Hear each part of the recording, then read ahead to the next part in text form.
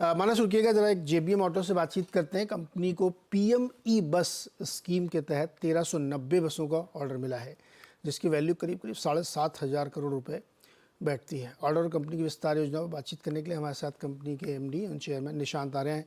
निशांत जी, बहुत बहुत स्वागत है आपका सीएनबीसी आवाज़ पर। ये ऑर्डर आपको जो मिला, इसके साथ ही आपकी करंट ऑर्डर बुक कितनी हो गई है? तो करीबन हमारी ऑर्डर बुक पहले 5,000 बसेस की थी। हमने इस साल में क्लोज टू 1,500 बसेस हम लोग डिलीवर कर देंगे। तो करीबन 3,500 बसेस पिछले ऑर्डर बुक से कैरी फॉरवर्ड होती हैं नेक्स्ट फाइनेंशियल ईयर में, FY25 में। और करीबन 1390 बसेस के साथ हम अगेन ऑलमोस्ट 5,000 बसेस की ऑर्डर बुक तक पहुंच जाते हैं, which will be opening for the next financial year. तो नेक्स्ट फाइनेंशियल ईयर 2025 की ओपनिंग कर रहे हैं आप इतने 5,000 बसों के साथ। और भी क्या आपने ऑर्डर कर रखे हैं या बिड कर रखी है आपने, जिसमें L1 लेवल कम से कम आपके पास हो? हाँ नहीं, जैसे अभी मैंने बताया आपको, जो 1390 बसेस हमने जो पीएम ई बस सेवा का ऑर्डर अभी जीता है, जिसमें हमें L1 घोषित किया गया है। और अलग अलग स्टेट से LOA भी आ रहे हैं, अलग अलग सिटीज से, तो वो अभी लेटेस्ट विन है।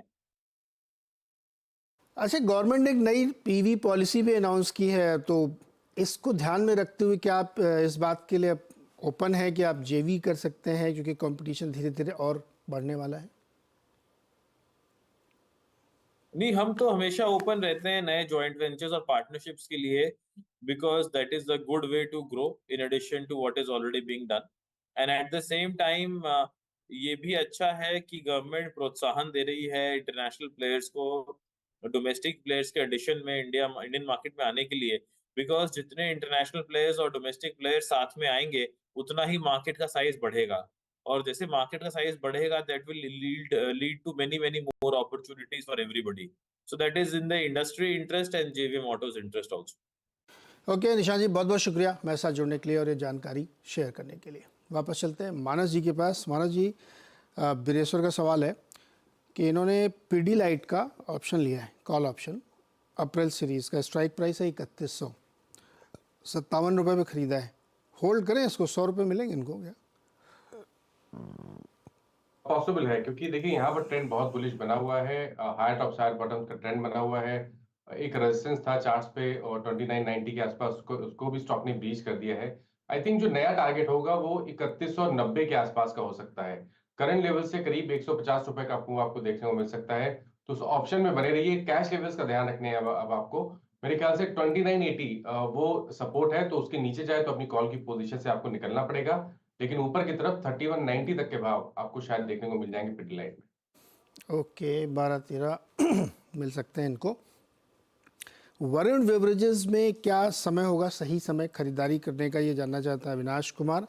और अगर खरीद लें तो 6 महीने के हिसाब से कैसा, मतलब ये बेसिकली समर प्ले लेना चाहते हैं, गर्मियों में कोल्ड ड्रिंक वगैरह खपत बढ़ जाती है, तो उसका ये फ़ायदा उठाना चाहते हैं। कैसा लग रहा है आपको वरुण बेवरेजेस?